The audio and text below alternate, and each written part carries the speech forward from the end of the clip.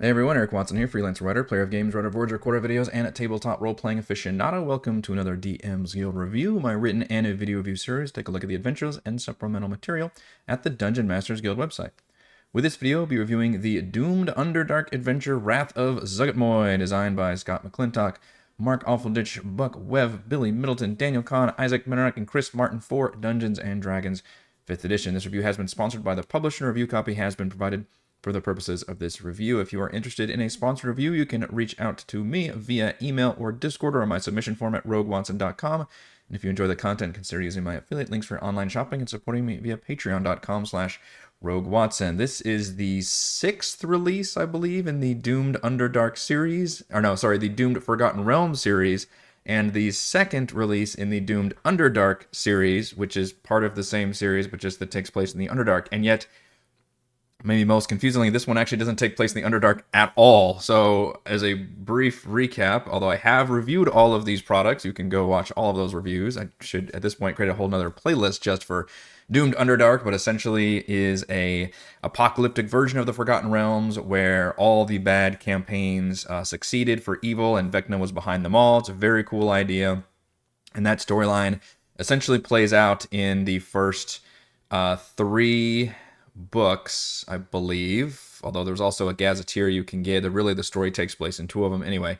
And then there was I don't know if it counts as a spin-off, but a Doomed Underdark called Reign of Rot, which was technically Doomed Underdark Volume 1, which is, hey, now it's the Underdark, we're set in the Underdark, and the same thing, like the apocalypse has taken place, and specifically looks at Out of the Abyss, and has a bunch of the demons, and frankly was just kind of I don't know, maybe a cooler version of Out of the Abyss, if I would be so bold. And yet it was marketed as Volume 1, and now we're getting Volume 2 with Wrath of Zuggtmoy, because the main, maybe like one of the big bad mains, I'm trying to remember how Reign of Rot actually went down, like certain demons killed each other, and so there were only like a couple that were like super powerful.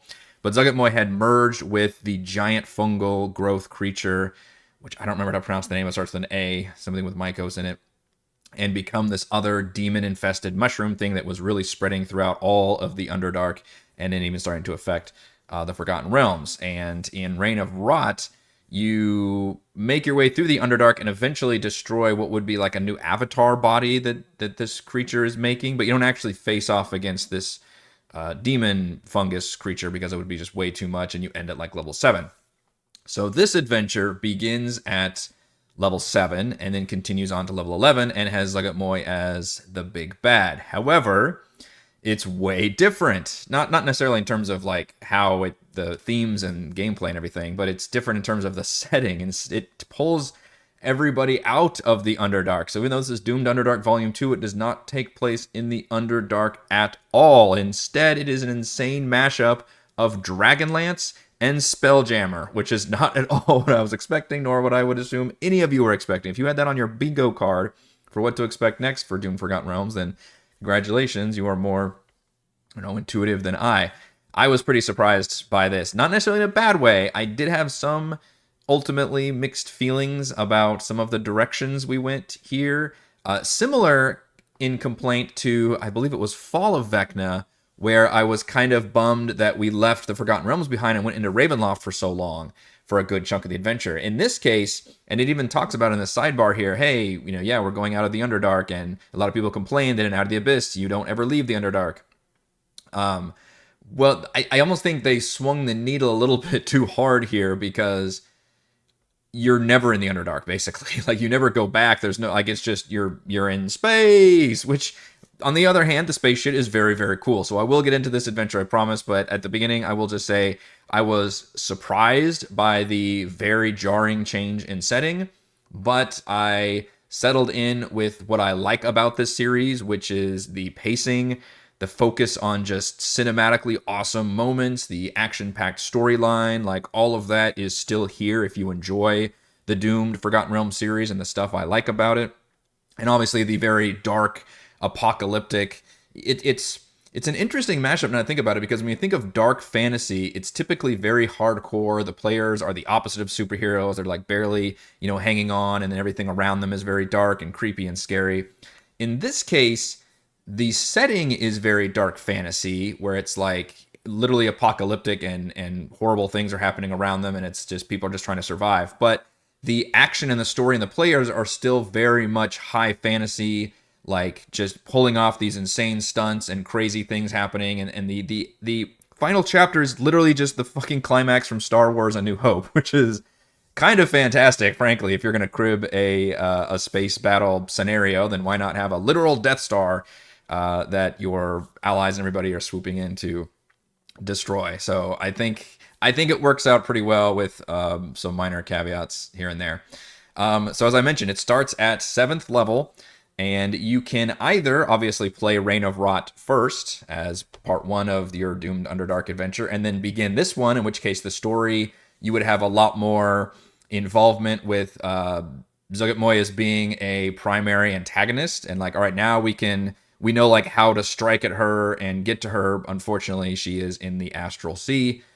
So we can send your bodies there and you can fight her, which is kind of a bold choice, I think, to start with. That now that I think about it, the players are not even near strong enough, so you can presume there's going to be some hiccups along the way, which is exactly what happens here. Or you can just start it off as a standalone, and there's a whole page for, hey, if they haven't played Reign of Rot, then just begin with the players being hired to then go to space and fight Zuggtmoy regardless. So it doesn't actually change the story all that much, which is why it's, you know, and the first one was created in that way, where it's just, hey, here's a standalone story, here's the main villain, you beat them, and then now we can begin the second one, where technically the big bad is still the big bad, and now you have a chance of actually beating the big bad herself.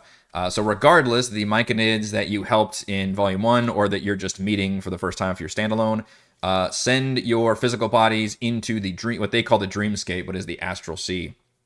I don't know what the plan was to just send you out there to fight Zuggtmoy. I looked up this pronunciation, by the way, this time. Zuggtmoy. To make sure I wouldn't flub it up. And of course, things go wrong. Like, you see, Zuggtmoy is now a giant skull flying through the Astral Sea, like fucking Unicron, I guess, and destroying whole planets like Unicron. And of course, the players are just floating around in sea. They're not able to really do anything. And then she casts them aside, and they end up crash landing in the beginning of, I guess the middle of chapter 1. The crash land in Krynn, which is the world of Dragonlance, and it's crazy. I find that crazy. It's funny, there's a whole sidebar about this too, where it's like, wait, Doomed Krynn? Or is it, yeah, right here. I love Krynn. I love Dragonlance, and I did enjoy the 5e Dragonlance adventure. And I feel like the sidebar is literally talking to me. It bothered me that I saw Krynn get the Doomed Forgotten Realms treatment more than the Forgotten Realms. Is that not fair?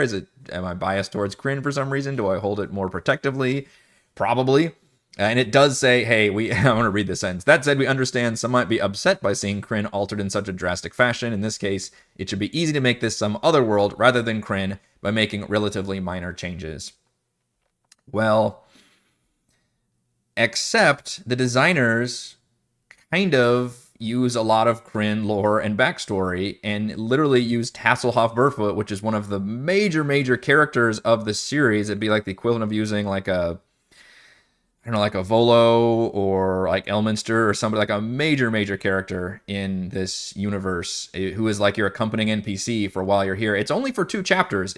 Or maybe it's 3. Let's see. I guess technically 2.5 chapters, right? Because you're there for like the second half of chapter 1, and then chapter 2 and chapter 3.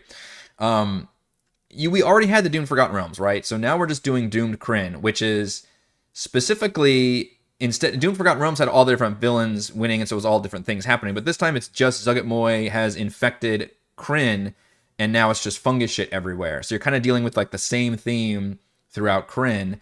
And you start off just in a action-packed scenario where it's like, oh shit, there's just zombie monsters everywhere, and we have to run through. And Tasselhoff helps save you and gets you to a safe house, and then explains that he's looking for this magic chair, and with the chair he can put it on his ship, and then the ship can go to a different continent and leave this continent behind. A lot of you are probably already guessing, oh, maybe it's a Spelljammer chair, and that's exactly what it is. But of course, it's still supposed to be a big twist. So the second chapter is you going through the fortress, which is supposed to be the crashed fortress from the 5e Dragonlance adventure. I'm 99% sure. So it's a nod to that adventure reference.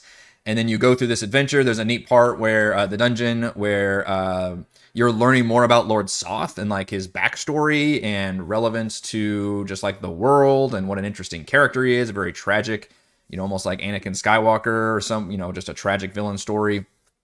And you even have to defend the dungeon against bad guys who are coming in later, which is a neat twist. So you have to like turn around after you've explored it and gotten the thing. Now you have to like shore up the dungeon for the enemies to come in and then break your way through them. That was kind of a cool dungeon design. And then chapter 3 is making your way to the ship of Tasselhoff's and crossing through, let's see, what is it? This the bay north of Calaman, which Calaman is one of the main city from the Dragonlance 5e adventure. You cross through a bunch of swamps, and it's kind of a travel section. I did enjoy the way this chapter is actually organized with, instead of doing a bunch of random encounters of traveling, it's specifically scripted encounters while traveling, which is exactly how I would prefer how to do travel encounters. And they're meaningful, they're cool. There's a whole scene where you get attacked by a bunch of bandits, but the bandits are like, oh, well, we're just doing this because we're desperate, but we need you to go take out these, nasty creatures, and you can go through this kind of little optional dungeon crawl to take a bunch of spore creatures. It gets a little samey because literally everything is fungus infected and everything. The advantage to this whole, what really is a side jaunt kind of, is that it really explains how bad Zuggtmoy is and how powerful she is, and the fact that she can just infect this whole world, and now there's just fungal shit, everything, and that really puts a nice sense of urgency on the main quest. The bummer is, I think it's squishing what is a very densely lore-packed world into like 2.5 chapters of this book. So you do not spend the whole time in Krynn, and in fact, just when it feels like we're getting ready to explore more of Krynn, we leave. And that's the big, like, you get through this chapter of just running through a bunch of encounters, and then you get to the ship, which is full of a very fun, colorful cast of characters. Talk about a real zoo crew, by the way. Shout out to my live stream game going on right now. Everybody's playing an anthropomorphic character. Now you've got this Thanoi, walrus dude, a bunch of minotaurs. I guess the other's a gnome. Still, it's a fantastic crew of people on your ship, which of course turns into a Spelljammer ship. Lord Soth arrives on the back of a death dragon, and it's supposed to be, again, this very cool cinematic moment where you're leaving while he's attacking. But it feels like you spent all this work building up this villain and starting to like explain the world and get into it, and then we leave and we never return. So I guess that's my problem with it. I didn't have a problem that they used Krynn, but I feel like if you're going to use it, then that should have been the whole adventure setting, right? Like, go ahead and use it to its full extent because there's a lot there, instead of just borrowing little piecemeal pieces of it. I feel like it almost would have worked better if we had just had them appear on a random, maybe they go through some planets in Spelljam or something, I don't remember, but like just one, like an asteroid or a location or something, and then you have to go through this dungeon to find the chair and then repair this person's ship. Use one of the people from your ship crew instead of Tasselhoff, although I guess Tasselhoff stays with you the whole time, which is also crazy. Like, Tasselhoff's in space now with your crew. So I don't know, I find that a little bit sacrilegious. And it does mention you can use an alien planet, but then just any planet, but you used all this lore, like Lord Soth and Darrett Hightower, which is the main NPC from, the 5e Dragonlance. It's like they went above and beyond using a lot of the Dragonlance stuff and then said, oh, but of course you can just replace it with a bunch of generic NPCs. Well, I don't know. I didn't quite like it. It miffed me. Honestly, it kind of miffed me a little bit, and I think it was a little ambitious to go through Dragon. In fact, I feel like the designers in making the sequel, everybody read Dragonlance, everybody read Spelljammer, everybody's like, how the fuck can we do this and make it cool? And it is cool, but maybe pick one or the other instead of both for a Doomed Underdark sequel. Because the good news is the Spelljammer part, which we're now in for chapter 4, 5, and 6, is amazing. It's awesome. I love it. And I liked Light of Xeraxis just fine, which is the official Spelljammer 5e adventure. I thought it was totally decent. Not totally. It was better than that, right? It was very short, but they did a good job of the pulp, action and having all these cool moments that I really like. And they just flubbed the ending. The ending was kind of crappy, and the climax was bad. In this case, I think they do just kind of a better job of everything. There's a cool initial meetup. You meet Commodore Crux, who is, of course, a major character from the 5e Spelljamming adventure, along with Prince Eric, who is a deposed ruler of the Rock of Brawl, which is the main town in Spelljammer. You save them from a bunch of Neogi pirates, and then you end up on this other space station or planet, I forget, and you are meeting with a bunch of different factions of people in the Spelljammer universe. So you've got the Auto Gnomes, you've got the Plasmoids, you've got Mind Flayers, Thrycreen, and you're all, and I love that it already starts off kind of in the middle of the movie that we're creating, which is all these factions have gotten together, or maybe even towards the end, and now you're deciding, okay, we need to go take out the Death Skull, which is literally Zuggtmoy. That's the one where it's the blending of the two, the demon and the fungus, the demon of fungus, and then the actual fungus from the Underdark, is somehow manifested as this giant Death Skull, which is seen at the cover page, I guess, right? Yeah, that's literally right there. Flying through space, again, like the skull of Unicron at the end of the best movie ever. And you need to go take it out. And first you got to unite these factions. So the chapter is kind of a bold choice where it's just a bunch of social scenes and talking to people. But of course, there's a group that is going to betray everybody, which are the Auto Gnomes, and there's some nice little drama in there. And I think it actually works pretty well. These chapters are very hard to run when there's not, like dungeons or quests involved, but I actually was pretty on board with like having to go to all these different ships and talk to the factions, and some of them just have drama amongst each other and all that. And it's just a cool way of like introducing all of these very exotic races and factions for the Spelljammer universe. And then you get all your allies. Now you've got your quest, which is, hey, in order for us to actually take out Zuggtmoy, we need to go get a big ass bomb. And this was the problem I had with Chapter 1, where it's like they were just going to send your bodies out in space and go fight this Death Skull thing. I guess maybe they didn't quite know it was a whole Death Skull and how powerful she was. But like this is at least a better story where it's like, all right, now we need to go, instead of just sending all our forces to go after her, we need to go get the Matrix of Leadership or the bomb, and then that will be able to take out the Death Skull.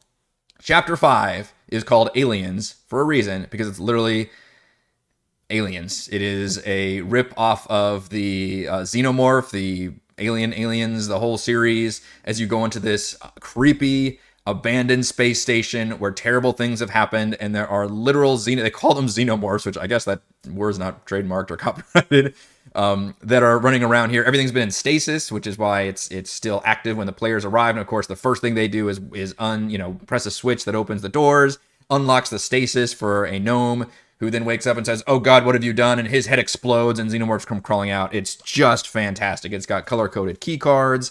It's got just the best, creepiest environmental storytelling that I absolutely love that comes with these kind of horror, dungeon settings. It feels very much like a Fallout location that's all very devastated, and you're just going through, reading the audio logs of all the, evil stuff that's gone wrong, and you find, the creatures in tubes, and then a dissection going on. I love this dungeon so much, and the way it's designed, you can literally just pluck this dungeon into any Spelljammer setting or campaign and have it work beautifully, because it's just a space station that's a rip-off Aliens. It's freaking amazing and fantastic. I absolutely love it. I cannot say enough good things about this Chapter 5, and I love it. This is the other end of the bias, right? I'm biased because I really like the Dragonlance setting and world, and I didn't want to see it underutilized and destroyed in this setting. And then I absolutely love Aliens and the use of that, and I love to see the ripoff here in Chapter 5. I see ripoff as a very loving term, of course. Speaking of ripoffs, once you get the bomb, you enter in Chapter 6, which is called A New Hope, because it's a ripoff of Star Wars. Literally the climax of Star Wars as you go after the Death Star, aka the Death Skull. Again, I think it works pretty damn well, though, and makes for a much more exciting finale than what we had in Light of Xerxes. First, you have to fly your ship through a bunch of asteroids, which have all kinds of, environmental dangers and monsters, space beholders, a space mimic that looks like the space station you just got out of, which is kind of fun. And then there's an epic descent, while all these creatures are coming at you as you go into the Death Skull itself. You do your bombing run, your trench run, and that's really cool, cinematic, and different rounds are happening with all this danger things coming at you. And then you finally destroy the Death Skull with your bomb, but then you realize, oh, we've got it mostly destroyed, but it's now Zuggtmoy is just weakened, so we got to jump in there and actually beat her up on like her, fungus brainstem, and then that's the final battle with Zuggtmoy. Freaking awesome! It works really well. It's very climactic. It's got all these different stages to it. It just is a crazy awesome finale that really helps sell the entire book for me. I mean, I love this, all the Spelljammer stuff in general, but man, the way it ends on such a high note, which is the opposite of Light of Xerxes, what I think Light of Xerxes started off so well and had some cool stuff along the way, but then it ends with a whimper and doesn't really have any kind of fun, climactic cool moments, or the ones that are there kind of like hand waved and washed over. So absolutely fantastic job with this finale. All right, let's go over my pros and cons for the Wrath of Zuggtmoy. Pro, it's a sequel to Reign of Rot or a standalone story, and it does include introductions for both of those. That's important, I think. Maybe more so, obviously, than Fall of Vecna could be a standalone to Rise of Vecna. I feel like this one works even better. Not necessarily better, but works better than the Vecna sequel as a standalone adventure because it's so divorced from the first one. Zuggtmoy is still a big bad in the first one and here, but now instead of her being this wrathful presence in the Forgotten Realms and the Underdark, she's just in space blowing up other planets. So that could be a standalone thing. And you could even start this adventure off, I'm whispering now to all of you, start this adventure off in chapter 4 or as a separate thing to Spelljammer is probably how I would do it, because I don't like fucking with Dragonlance too much, but I really, really like the second half of the adventure. And so I would try to include that as some kind of, maybe you can use Zuggtmoy as a big bad in a Spelljammer adventure. Just have all the Spelljammer components is, I think, worth the price of admission. Speaking of pros for that, Chapter 5 is an amazing aliens-flavored sci-fi horror lab dungeon crawl. Super thumbs up to how much I love aliens and love its usage here. It just ticks all the boxes for an awesome xenomorph-filled experience. Pro, the epic space climax is a big improvement over Spelljammer 5e Adventure Light of Xerxes, as I was constantly comparing it to, because that's the only other D&D space adventure I have experience with. I think this one does it better, and it is higher level, I think. I actually don't remember what levels Light of Xerxes was, so that maybe afford it to do better things. But hey, if that's the case, then add this on to the end of Light of Xerxes, and you've got a really cool post-game quest line you can do. Pro, optional friendship quests. Oh yeah, I glossed over this at the end. This is actually fantastic. Which is, where are they? At the end of the adventure, I think. Here we go. Friendship quests.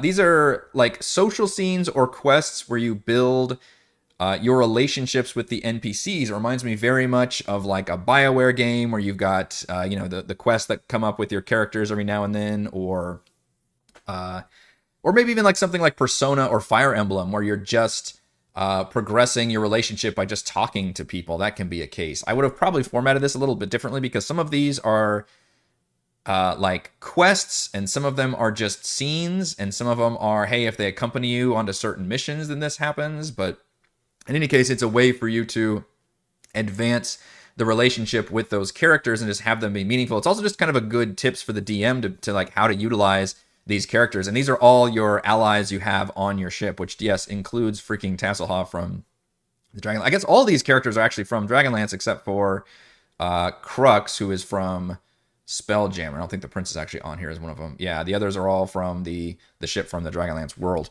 But I really love this idea. This is the first time I think I've seen something like this, where it's like, hey, here's how to, here's your NPCs, and instead of just telling you their, friendship bonds and ideals and then having them appear in certain scenes in the thing, we're going to actually include everything at the end of the book and include all the different ways that these characters can be used, and what like scenes they have in certain situations. It really feels like modern gameplay design with a lot of way, like Baldur's Gate is designed, and all these different video game RPGs, which is people love having their allies. Now, obviously, in D&D, you've already got your player character allies, but people still like to, talk and build those relationships with the NPC allies as well. And of course, as the DM and the players, you all can choose like which ones your players like and don't like, and which drama they like to unfold. You can obviously ignore all of this completely, which is why it's in an appendix section if your characters don't really give a shit about building up any of those relationships. But I think it's a fantastic addition and something that I would definitely pore over and try to apply where appropriate to the adventure. So huge thumbs up to this. The very concept of friendship quest, it kind of sounds stupid, but I'm explaining that it's actually like just that idea of building the relationship with the NPCs through what I've seen countless of my favorite video games are able to do successfully, and partly what makes those games so beloved. And finally, of course, we get battle maps with everything. Not as many this time, 8 as opposed to maybe like 10 or 12 in previous adventures, but still 8 detailed full color maps. And of course, we have the DM player and non-gridded versions, which is what I expect now from this team.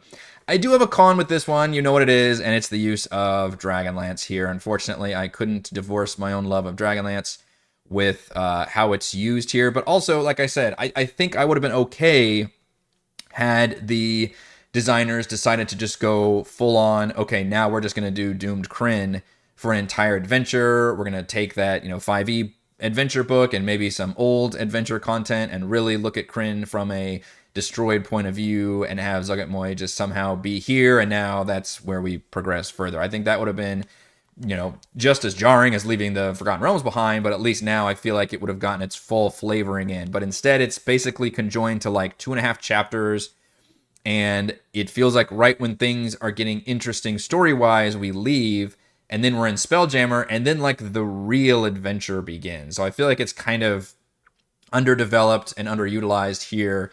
I don't know what the best solution to there would be. I probably would have just gone full on with Spelljammer instead, and maybe included some more Spelljammer-esque, planets and creatures, and maybe that would have made the faction stuff a little bit more transitional and a little easier to digest, is if you dealt with like a couple of those things on a planet first, and then you went to the big faction meeting, and now you're like, hey, I've got this, I already know who these creatures are and have, dealt with that thing. So that's my constructive criticism, but I know that I am very biased with my love of Dragonlance and it did kind of make me a little bit worried and everything about using it here in such a relatively underdeveloped and destructive way. But I still love the overall adventure, which brings me to my verdict. The 6th release in the Doomed Forgotten Realms and the direct sequel to the Doomed Underdark boldly goes beyond both series in a wild mashup of Dragonlance, Aliens, and Star Wars, while maintaining the series' action-packed storytelling and high-quality production. Thank you to everyone for watching this video review. You can see my written review at roguewatson.com. You can watch more reviews and follow our own D&D adventures here on my YouTube channel, and you can support my work at patreon.com/RogueWatson. Shouts to Platinum patrons Joe, Will, Thomas, Stan, Brandon, Zenicider, Eclectic, Roleplay Roll, Christopher, Corey, Big Nut, John F., John L., Scott, Eric, Tyler, Nathan, Ken, Chris, Link, Counselor, Andrew, Dale, The Reldrin, Captain 79, Stephanie, Andy, Patrick, Jason, Ismail, Ahmed, Lovey, Spuds, and gold patrons RPG, Papercraft, Pretty Boy, and Yuma, Lizard Lounge, Sam, Jerome, Nathan, Fast Like a Tortoise, Scott, Rufus, Carolyn, Jerry, Thomas, and Glenn. Thank you all very much for your support.